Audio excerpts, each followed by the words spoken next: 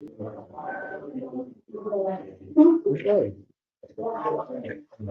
Okay, hello. Well, one. Okay, so sorry. Yes, thank you for that cue. Welcome everyone that is joining us online and today with us in the side event. So I propose we start right away without any more delays. We have a packed schedule for today, and we would like to start by saying that we think we have a very special and perhaps a bit different side event today.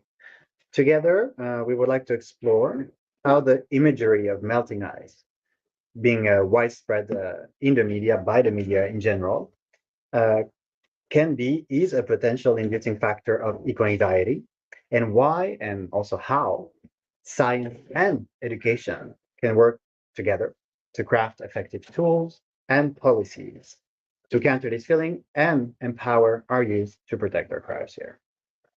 For this purpose, we have around the non-existent table representatives of the press world, the science, the youth, and the education sector. The way we'll be organizing the side event, we'll start by some general presentations, and then we will try to foster a lively discussion. So I propose we start right away and give the floor to Nicolas, who will introduce himself as a representative from the press. Nicolas. Thank you, Jen. Where's the one? Can you hear me well? Yes. Thank you very much.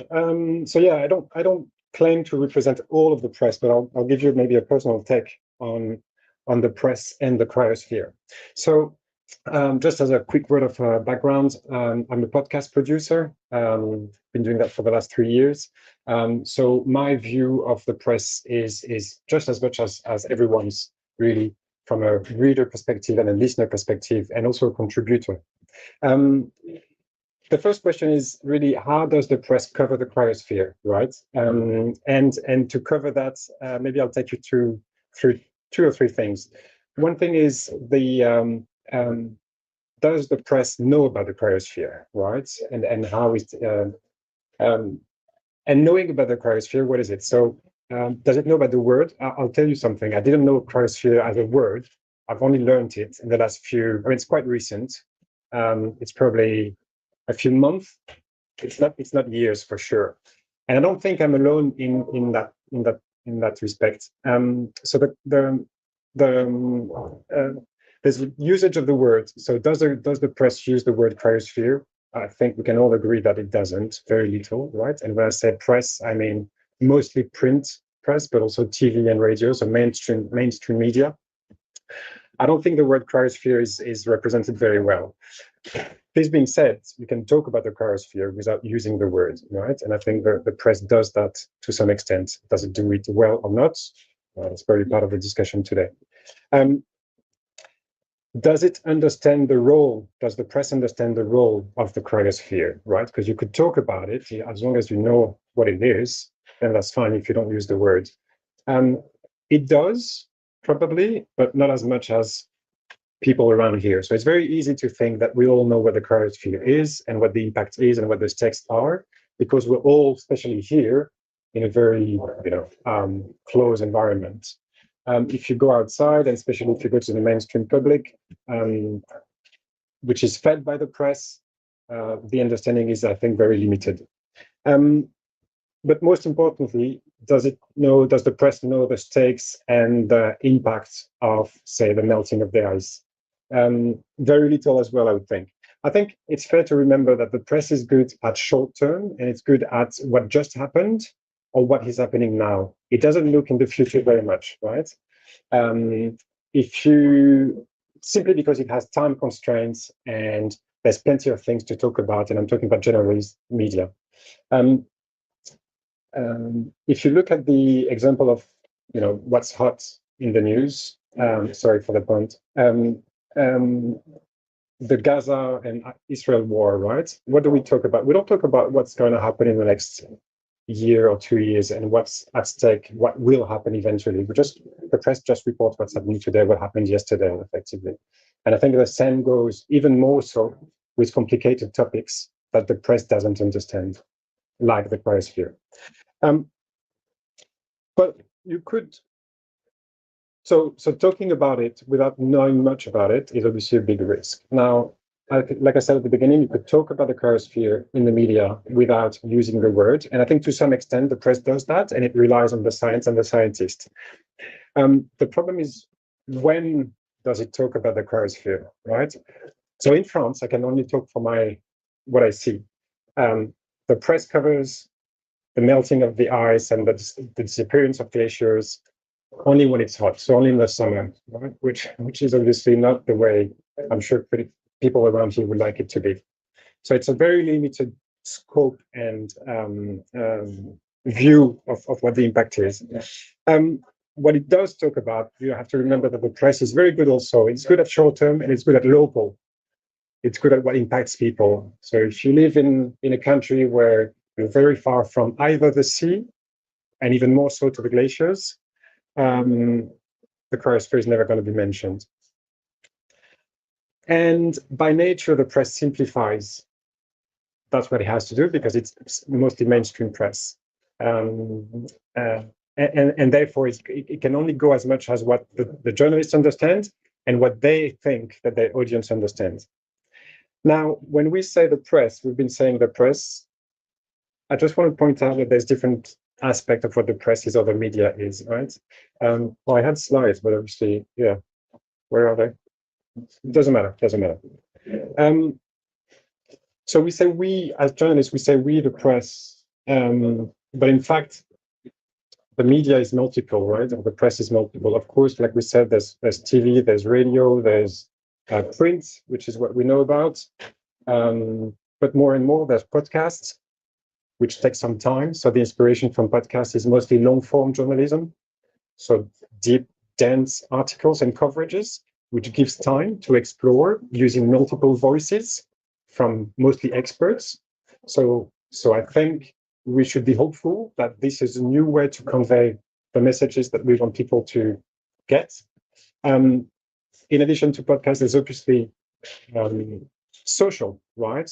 Being YouTube, if you consider that social, but short form videos made by people, regular people, not journalists, and of course social media in the larger sense. Now, is that a good pathway towards better information about the cryosphere? Not really. It's like choose your poison between eco-anxiety and misinformation, really. But it does give hope that it's by multiplying the type of formats and support through which information is being conveyed, there is more chances that the press will use those supports to pass that information.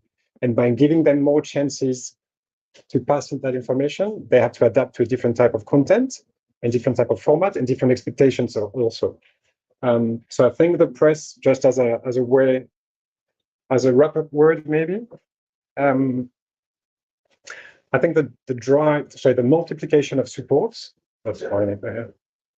Yeah, that's me. That's all I'll take away from this side. No, that's fine.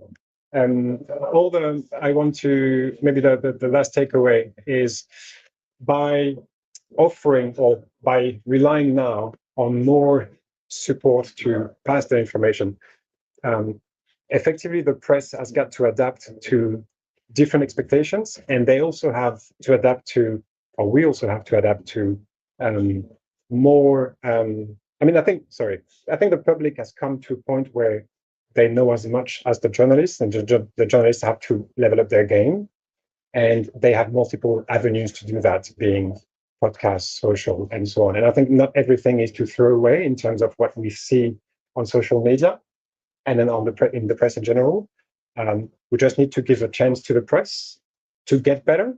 And I think hopefully science and people working on education as part of their daily job will help the press, whose job is not to educate, but to inform. But surely we can find a middle ground whereby information doesn't mean bad education and eco-anxiety. And I'll leave you with that. Thank you very much.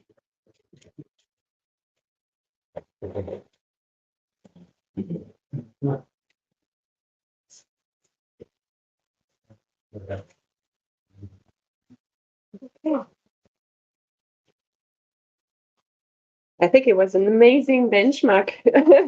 So it's going to be hard to start from them. But yeah, thank you very much, Nicola, for your perspective. Mine is going to be a little bit different, but I would actually like to take some distance a little bit with my scientist hat and talk about my personal experience as a young student and then scientist and glaciologist in particular, who started working on the impact of climate change about 15 years ago. Because I think that the link between climate change and the general public is actually really different today than it has been 15 years ago. And I would like to just give you some of my representation around that and my very humble analysis. So I started working on climate change impact on East Antarctica in 2008. And actually, I went straight to Antarctica, and I was working in a part of the continent that was not actually really melting at that time. And that's why we were monitoring it. We were looking for new changes that were showing that climate change was actually arriving. But being there, we were noticing actually a little bit more ice falling in some parts of the continent. So it was really the beginning. But I have to say that half of the people I met at that time were whether not aware of climate change. Actually, for most of them, and the one that knew were always asking me if it was true what we were saying about the impact of climate change on melting ice. So we were starting from being really far away from where we are today. And on this graph, I actually try to represent the evolution of the climate change theme in the media, covered by media over time. So it started in 2010. And if we look at the numbers, we can see that in 2010, we have less than 0.5% of the 0.6% of the topics that covered climate change. We can see a little bump in 2015 during COP21, of course, but then it decreased again. And actually, as Europe and the US and France in particular, this is for France in the press, we see a large increase, but it's still really small, actually. And I think 2022 really made a change in the way media started covering that topic, because it arrived in everyone's home.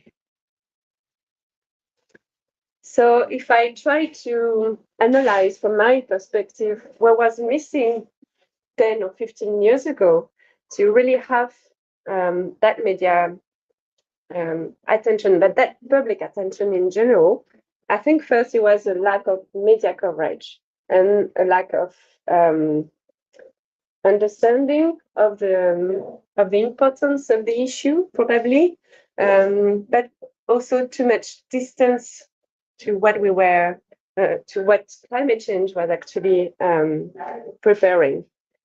Then I think also from my scientific perspective, a lack of communication from scientists towards general public.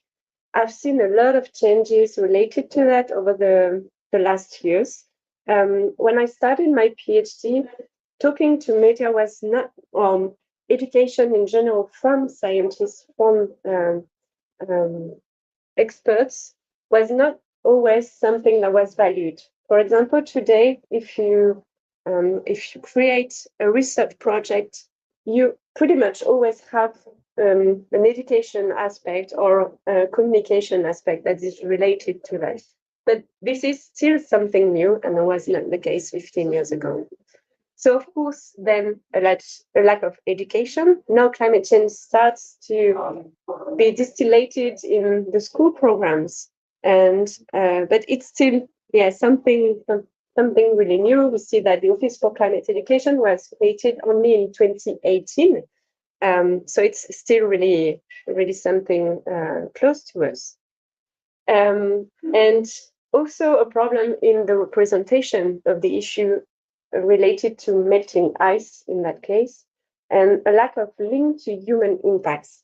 And I think that picture actually did a lot of damage over time because we always related melting ice and melting of polar regions to the loss of biodiversity of our ecosystems, but we didn't make the link between these regions and our society. So talking about sea level rise, talking about ocean acidification, talking about the link between polar regions and the functioning of our climate and things like that. And also, of course, climate skepticism. We have someone really famous in France that is called Claude Allègre, and he has been minister. He was a geologist, if I'm not wrong. But actually, he for years he fought against climatologists, climate scientists, explaining that climate change was not something true. So a lot of people actually really likes having that idea that this was not a real problem. So over that time, we have to say that we also had some protection from the ocean for a very long time. 25% of the CO2 has gone into the ocean, which means that it gave us some time actually before really seeing the effects of climate change, the strong effects of climate change. And actually today, the average surface temperature would have warmed by 36 degrees without the ocean instead of 1.2 degrees today. So yeah, it put in over time, but we could not see the impacts we are seeing today. As a glaciologist, as a scientist working in the polar regions, 15 years ago, we could already see the impacts of climate change. This was in Greenland. So it's a photo taken at the surface of the ice sheet where we can see some melt water that is coming from the increase of the temperature in the atmosphere that is melting the surface of the ice sheet, and then decreasing in altitude, and then nourishing and feeding that melting. In Antarctica, this picture was taken in 2015, and these were the first surface matter found that I could see there. It was over Research Glacier in East Antarctica, so a place where we see the changes only for, we can measure them only for 3 years. But this was already present, something that was already taken into account in Greenland, in the Arctic, but was really new to that place. Just to contextualize a little bit, so Greenland is mainly melting from the surface, but Antarctica is actually melting from the ocean. The surface air temperature increases the temperature of the ocean, that then melts the ice shelves from underneath, and then cut many more icebergs and drain a lot of ice towards the ocean. But 2015, this was new for me. And if we look at that graph, we see why scientists, especially the one working on the cryosphere, have been witnessing these effects for a very long time, but could not see them very strongly in the northern hemisphere. It's just because the Arctic has been melting too, and today it's 4 times faster than the rest of the world because of the polar amplification. And today we know that the Antarctic as well as the Hindu-Kush Himalaya are melting 2 times faster than the global average. And and then you have the increase of the temperature globally, so which is larger over the continent than over the oceans. So yeah, we could see what was coming because everything was amplified in Nepal. But I think that the fact that we had some time from the effect of the ocean and the fact that we had already some clues from the polar regions means that today we actually get the climate change in our face very strongly, if I can say that. And the urgency sense feeds into the anxiety feeling that we're getting today, because we are already committed to 1.5 degrees of warming. We know also that the impact of climate change are actually higher and stronger than what we were expecting at lower temperature. So I think all this story actually means that today we realize really what is happening, but a little bit too late. So just looking at the different impact from climate change actually really linked to our society and feeds that eco-anxiety feeling. I think the first one and the very obvious one is the increase of the sea level. So the current rate is about 4 millimeters per year, but it's increasing, accelerating over time. And I wanted to show that graph from the R6, and especially that curve here, which was qualified as low likelihood, high impact storyline, because it was based on one or two studies actually, and one from Toyota. And what we can see today is there are many more studies that were released over the last months that actually show that we might be following that curve, which means that by the end of the century, we are pretty much committed to 1 meter of sea level rise. But if we look at 2300, sorry, if we have low emission scenario, it would range between 1 to 3 meters. But looking at the pathways we are currently following, which are not the best ones, of course, we would be committed to 2 up to even 10 meters of sea level rise, which means very strong consequences. And this is in part related to the fact that we are crossing some thresholds. And a few weeks ago, study was released on the West Antarctica showing that this basin is pretty much committed to disappear and to participate to the increase of sea level of about 5 meters over the coming centuries because of the increase of temperature in the ocean. But even if we maintain the temperature increase of 1.5 degrees, we are committed to see that ice disappearing and participating to sea level rise. So then we have to adapt because some impacts are now irreversible. So if we look at numbers, having 1 meter of sea level rise would mean 1 billion people will be affected. So we have to whether move within the country or even leave the country. So we have to deal with that migration issue, of course.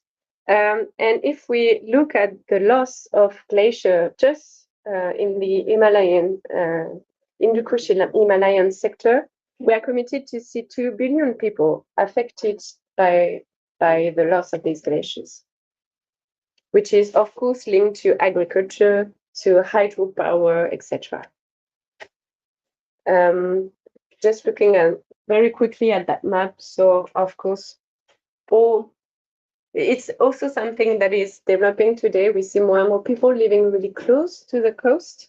So that would mean having people moving whether within a country or outside a country. And a few weeks ago, Australia actually agreed on welcoming the population from Vanuatu to their country because they are actually losing their coast.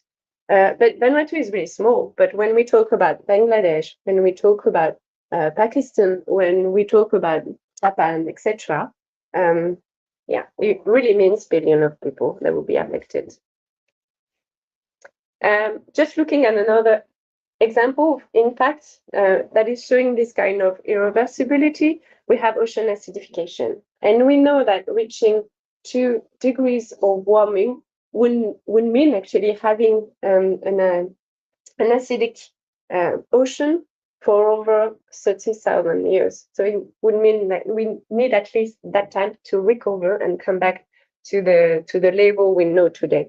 So of course, it doesn't give any time to biodiversity to adapt to that changes. And 2023 was a very special year when we talk about sea ice, especially in the Antarctic. So this is not the best example, but of course it has been changing in the Arctic. We lost 40% of the surface of sea ice over the last 40 years. And now the ice remaining is pretty much the very young ice. So the one that is formed during the previous winter and then disappear at the end of the summer following. That's why we have a lot of blue and we don't have the multi-year ice anymore, which was really important for the biodiversity. But we also have a very strong decrease of the Antarctic sea ice that seems to be crossing some thresholds as well. So yeah. And the loss of sea ice is, of course, linked to the thermal circulation, which means that would also impact different countries and our local weather. So just to conclude, so the process has already begun. Some effects will be irreversible and avoidable. The impacts will be felt for hundreds of years and even for thousands of years if we look at acidification. But this is a very strong message that we try to keep here at ICCI. There is still time for us to react and choose the future we want, especially sticking to the 1.5 degrees scenario. Thank you.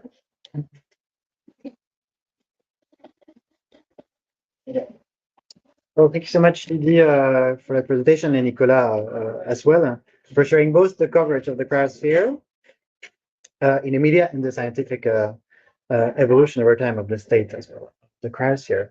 I would like to bring Alionora onto the stage now.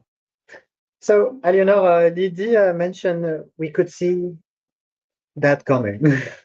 That's what she said. And as a youth, did you see it coming at all? How does the imagery of actually the cryosphere has impacted you personally? Have you ever learned about cryosphere and climate change at school? How is your experience as a youth and as a student regarding your education in climate change and cryosphere? Let's try to mix all that. Hey, good morning or midday. My name is Aliona Rougeau, or Ali, if it's easier to pronounce. I'm originally from France, but I've been living in Canada, Treaty 13 territory for the past 7-8 years.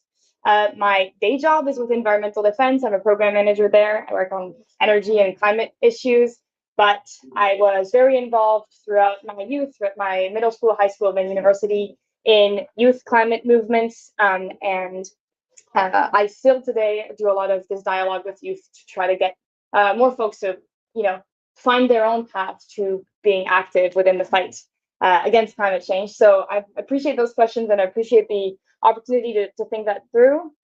If that's okay, I'll share a bit of how I got there, not because I think it's like an exceptional story or example, but more because it's a case study of some of the things educators might want to think about when they're thinking about bringing up these really stressful, complicated topics that we were just covering. As you were presenting, Lydie, I was feeling again that restlessness and anxiety, but that can be a good thing.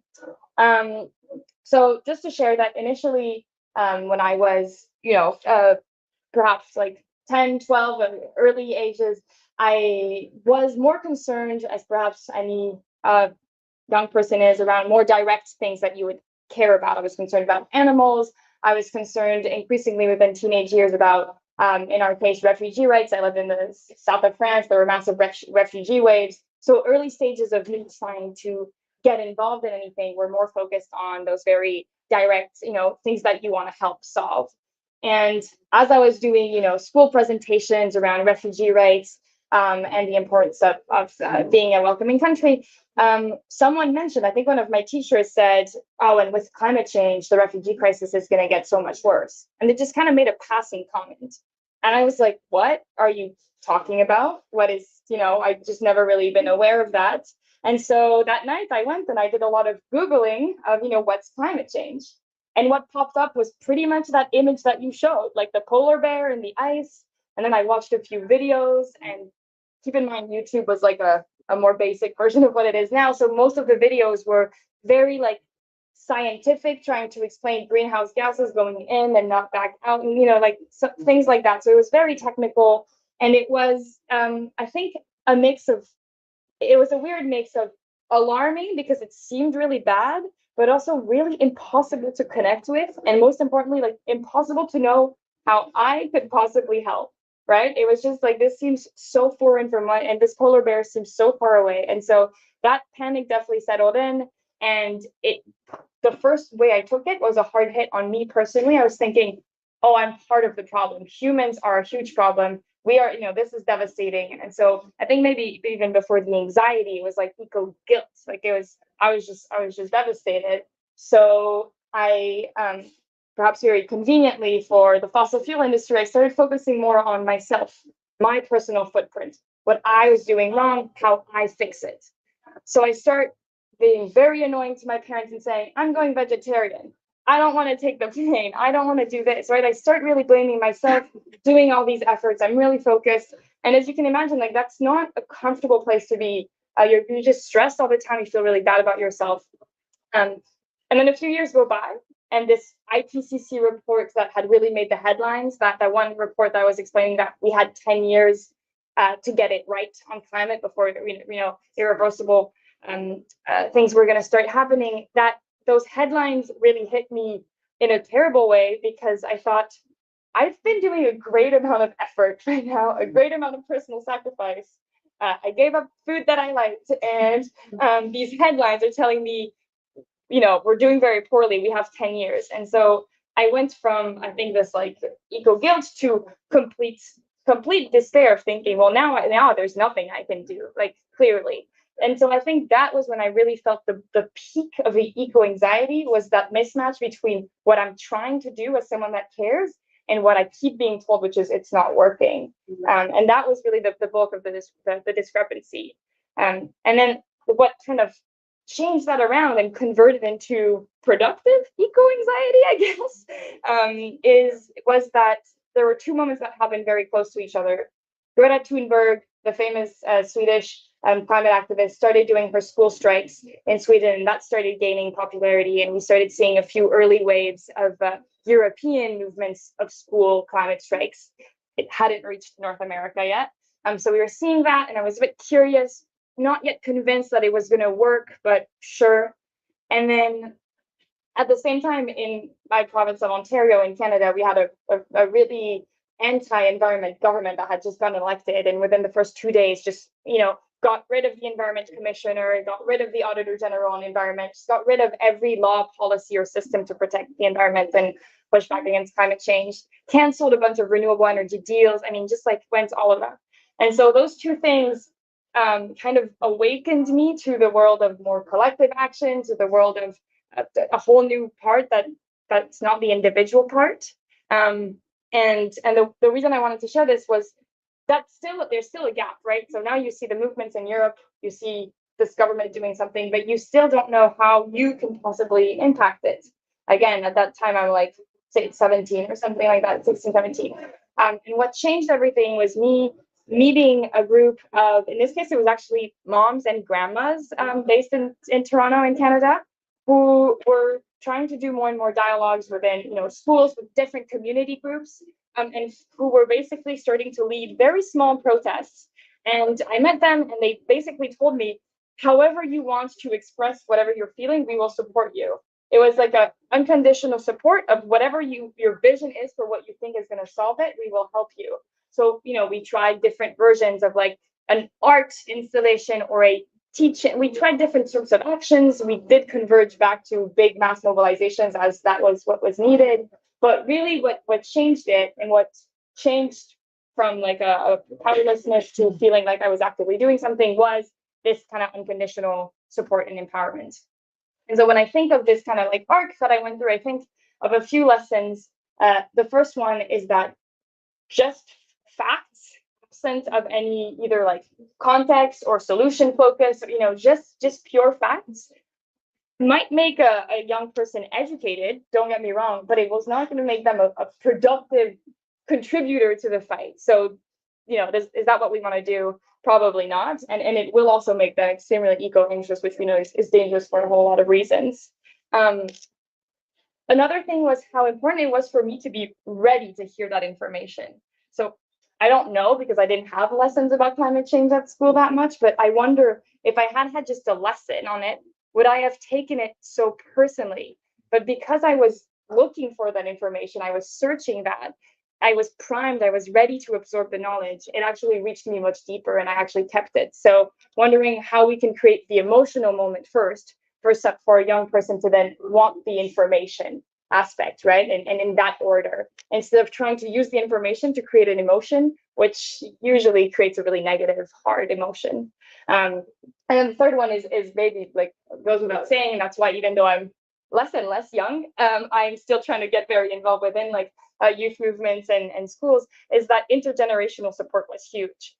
It's awesome to have youth groups, but I think youth groups in isolation of a support structure of people who've done this work before, people who have expertise, kind of probably doesn't lead to the most powerful action. So I'm a huge supporter of some sort of intergenerational, conversations.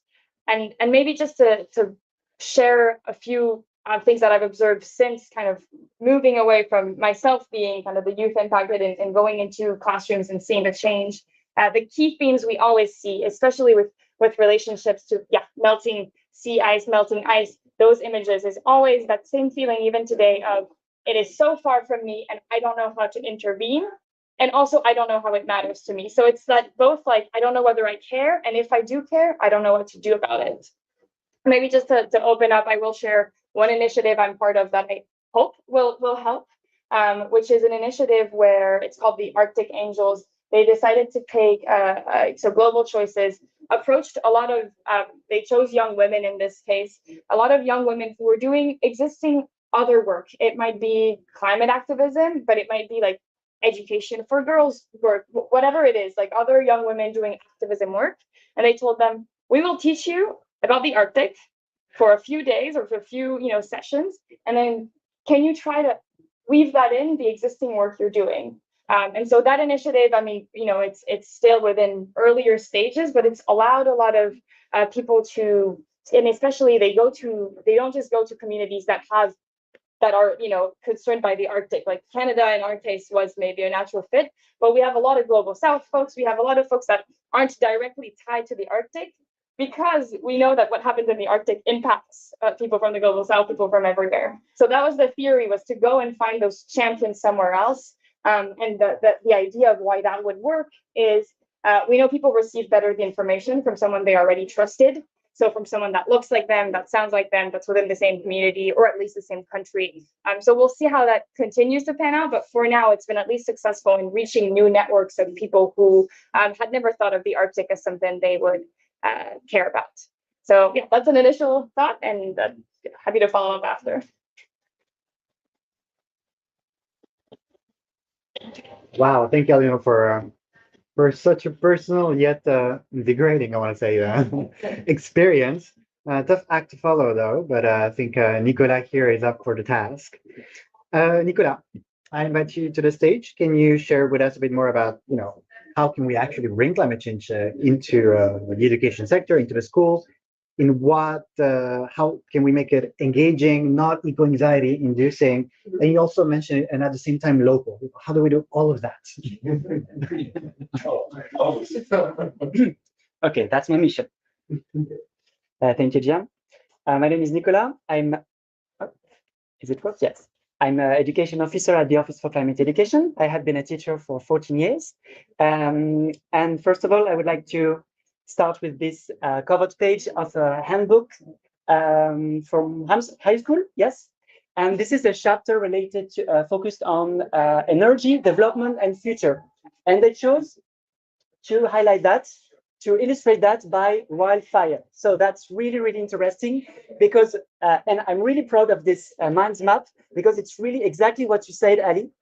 This image, this document is shows suffering. So my assumption is that can create eco-anxiety, just as you mentioned. It's a professional image, so students cannot take this kind of a picture. Of course, it requires lots of skills of technical devices, etc. So it's really far from us and from there, and it's far geographically. So personally, I never see a wildfire like that. Maybe you, but I think those kind of information that it's a professional image and that's geographic distance, my assumption is that could create a kind of psychological distance too. So how we work at the Office for Climate Education, we create those kinds of handbook, and we are not using this kind of picture. I will explain you why. In these handbooks, we provide to teachers lots of resources and activity where we can use active pedagogy. So, for example, we use the inquiry-based learning. Here we have two pictures from Lidi, and we ask to teacher and to students melting of which ice causes sea level rise. So it could be ice on land or sea ice. And then we ask teacher and student to brainstorm, to thinking, to give some assumption, and then to carry out some experiments to demonstrate the cause of sea level rise. After that, they can have new knowledge, new skills, and we work a lot of skills with through these methods. For example, problem framing or critical thinking, and then have facts to explain the world we are living. So in all our resources, for example, this handbook, but also the IPCC summary or video or multimedia animation, we give them facts. And as you explained, facts and knowledge are not enough. So I just would like to show you this information. There is a beautiful paper of from the IFD 2023, which demonstrate that climate change education helps to improve students' knowledge, but not only knowledge, attitude, and skills too. And as you can see just here, there is important thing in these reports. There are intergenerational learning effects, exactly as you mentioned, Ali. So that's really interesting because researcher, science, and lots of papers point that climate change education works, and that lots effects, especially in the whole school approach. With the environment of students, through their parents and grandparents, etc. So that's really interesting because we believe in that. I will show you this graph. Here you have scientific study. They are looking for activity focused on knowledge, awareness, emotion, action, habit, etc. And we can see here the effects, the outcomes of those activities. And we can see that activity developed by teachers focused on knowledge they work really good, but we have numbers of other tools to educate people in climate change education. So if you are only focused on knowledge, maybe that could create anxiety. And does not lead to action?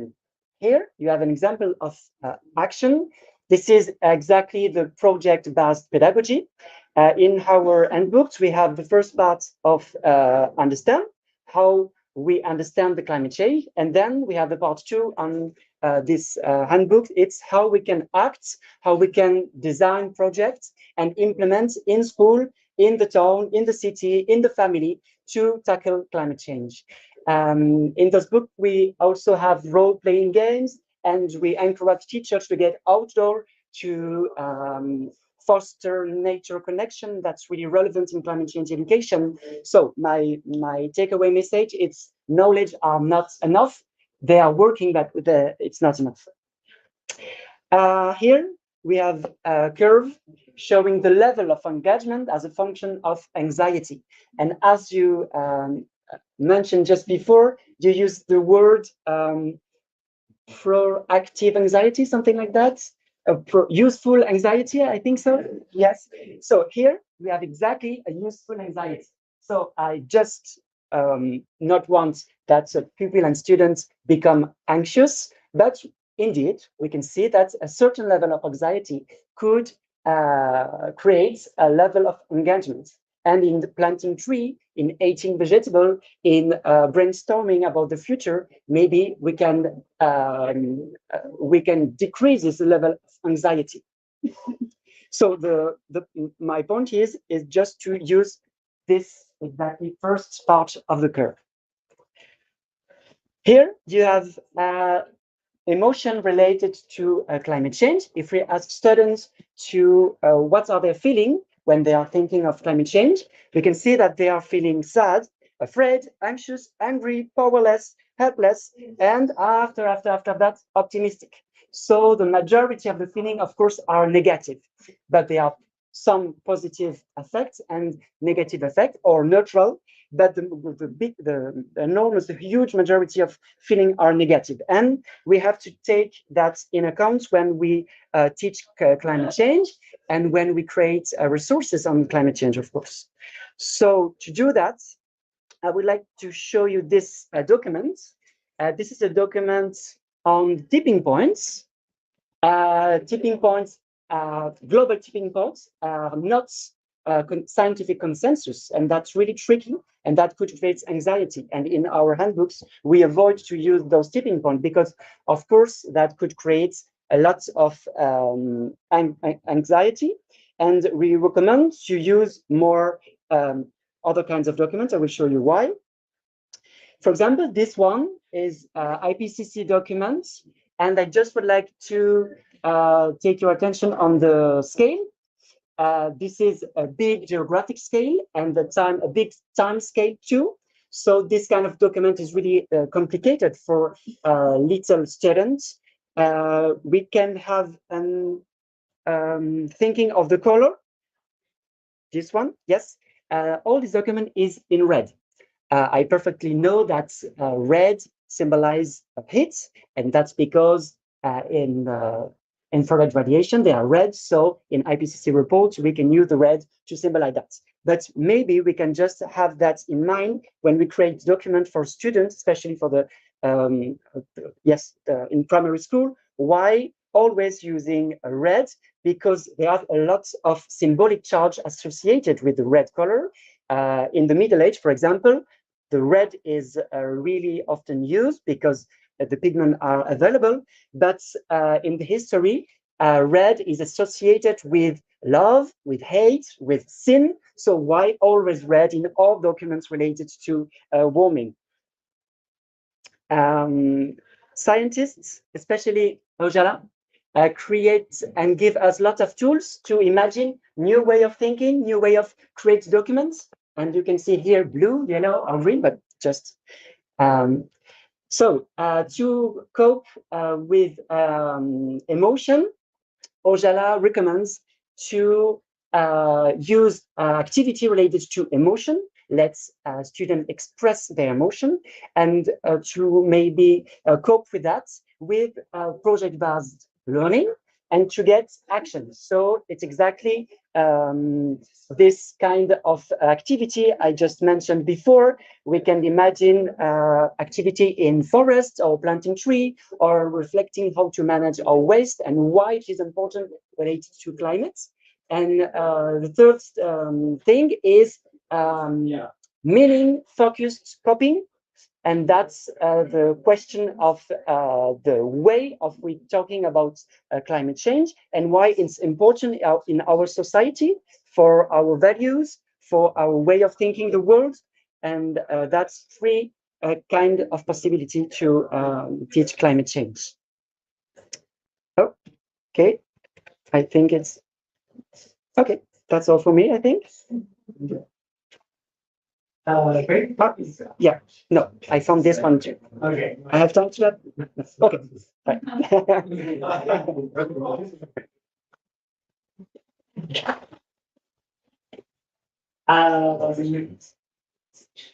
There is a question for Nicolas. Is that correct? Maybe the part, if it is screwed on the screen, maybe he can write down and then we can look at it after. Absolutely, and we can also share the slides with you with a great pleasure. I'm just very, very afraid that Nicolas has to not run but fly to his next side event as in immediately, please. Thank you so much, Nicolas. We can stay here for 5 more minutes discussion. Yes, absolutely, and maybe we can share Nicolas' slide on that end.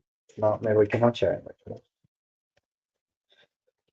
No, we can't. I have a comment now. Yes, go ahead. Well, I'm Freddy Sebastian from Chile. I teach chemistry and biology. Equivalent to 12 year until 17 years old students. Well, it's events like events associated to education and it's very tiny should be huge to be in a big stage because it's so important establishing this it's really useful to have this graph between elongation and level of anxious. Yeah. Because even in Chile we have a IPCC group of scientists which has been very difficult to deal with because they say we don't want to come to the school to share our visions because we want to put more anxiety in the students. Mhm. And I try to use this that you put it available on your web page, this which is in 2019. Oh, thank you. And then our mission in South America has been to adapt to each local community. Yeah, it's very useful to have these drafters here for them. Well, thank you so much. We will make sure to share them with you, and thank you for being using our resources from our 2nd year of existence, actually. And I think there was this key term that was introduced by Eleanor of like useful anxiety that really is resonating with me and with around the room. And perhaps Didi and Nicolas would like to comment on that. Like,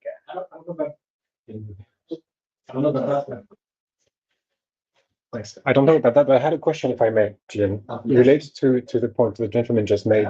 And in both Ali's and Nicholas's talks, they were mentioning that putting climate education in schools was going to be or is already something beneficial. What's in the way of making that more widespread? And subtext question, is it because of the subject or because of the information that we have? Is it a political obstacle? Maybe, do you want to comment on that or?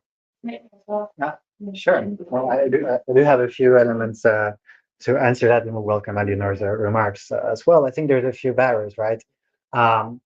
We're talking about it. I mean, throughout COP, we're talking about it, right? That's one of our missions here. The first barrier, I think, is knowledge. It's making knowledge available for decision makers, proving that actually education works. Education is an adaptation measure. Education is the best investment, one of the best investments we can make for our future and for our climate future. There is barriers as well that are system-wide in terms of integration of climate change into the curricula, for example. We know that half of the curricula out there in the world do not even mention the words climate change yet. We know that most of the funding for this curricula actually doesn't, for the funding for climate change actually doesn't go into formal education, but actually country budgets, it goes to awareness raising actions. That's also an issue because again, research has shown that education is the one that actually transforms people's behaviors and not necessarily awareness. And I would say there's also a barrier in terms of access to sustainable funding and continuity of what our education actions on climate change. And for that, I think we have to work around finding common language between what does the international community, for example, at COP says on education. It is, a bit hidden inside Article 6, and ACE mechanism is one of the components among the 4 priority areas. It's a bit tricky to translate that to funder type of language and then into action and language that is understood at the ground level by educators, by directors, by local ministries of education.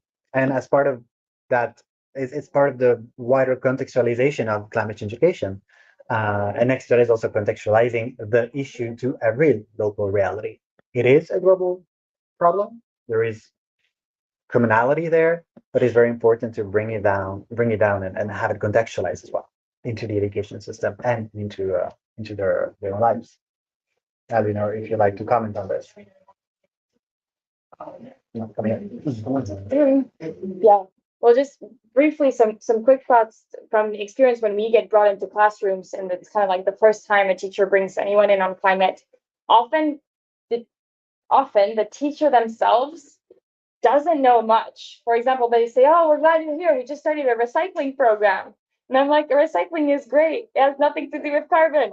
But, so the first thing is the teacher can't actually support the students after, because I leave the class and then the teacher's like, so about this, and then, it's going to be so they don't have the right support throughout. That's why I like the idea of also bringing in parents and grandparents. Any point person that a child looks at for authority needs to be trained, because otherwise we have cases of people within our youth groups that are educating their parents constantly, but they're getting misinformation back from their parents. So there's that.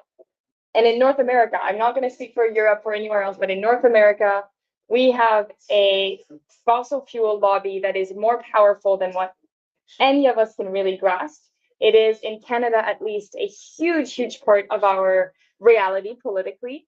And educational programs that curriculums are heavily lobbied about, so much so that in some of our provinces in Canada, we have very strongly pro-oil textbooks that will say that Canada's future relies on oil from Canada.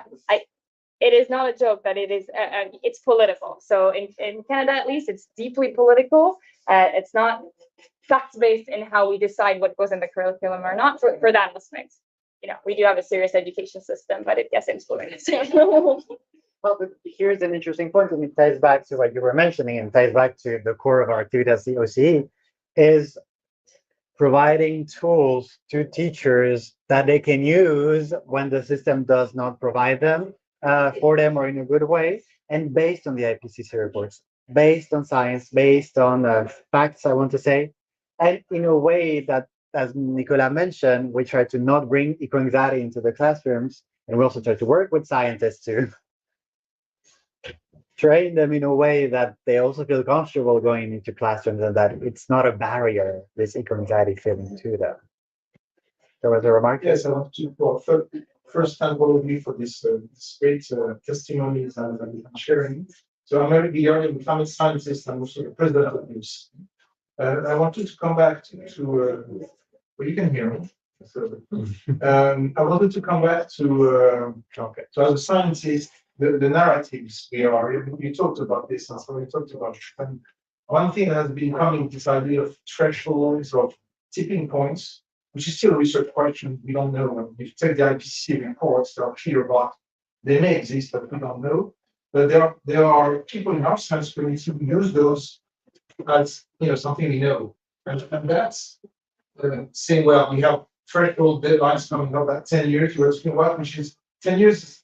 It's nothing in the IPCC report is written as 10 years. That's some media written like this, telling a story, a narrative, and the power of the narrative is really important. The people using those tipping points or planetary boundaries, which again, there's no scientific consensus on their existence, are using this storyline maybe to try to go up in that curve of level of engagement and anxiety, but sometimes it goes too far. And it goes too far because when they publish a paper saying, well, we passed 6 of the 9 so-called existing boundaries, then people say, well, tough. It's doomed anyway, so why act? Or maybe people can say, oh, we have to do quickly geoengineering. So it's bringing back policy advice and creating a lot of anxiety. So I think as scientists, we have a responsibility to say the way we frame what we know and what we don't know. It's just certainly what we're trying to do also within the OC. But it's really for us scientists to educate about the impact of the narrative we're taking. The scientists, when talking with original and neutral, he has a storyline and he has values, and you have to be upfront about the values you're defending, even though you're a scientist. And that's part first. It's a terrible. I think we have to conclude in terms of time, but I'd like to thank you all for this extremely interesting discussion, actually. And I think we'll get the recording as well and try to get that across to the Arctic Angel network. Thank you, everyone.